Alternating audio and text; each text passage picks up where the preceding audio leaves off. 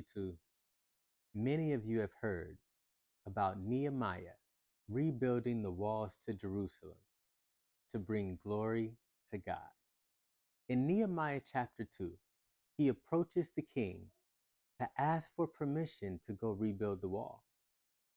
He then asked the king for a list of the materials, resources, and even governing letters that he would need. And in chapter 3, he is assembling a team of large people to help him build the wall.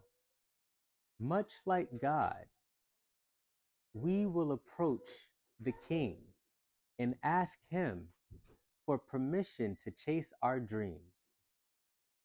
But with that, we should come with a complete plan. Nehemiah knew what resources to ask the king for.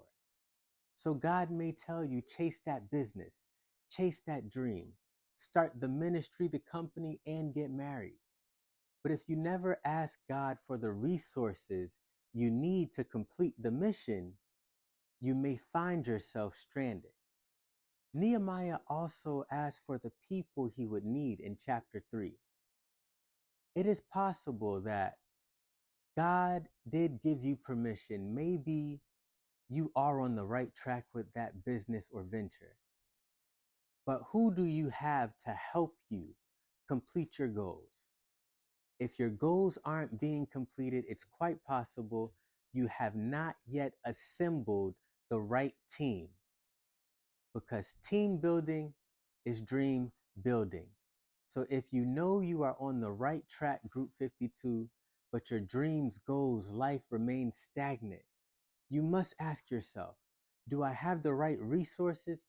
Do I have the right people? Have I leaned on those around me in the right community?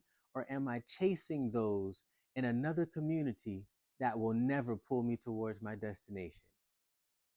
Be wise and evaluate where you are, and have the best week of your life.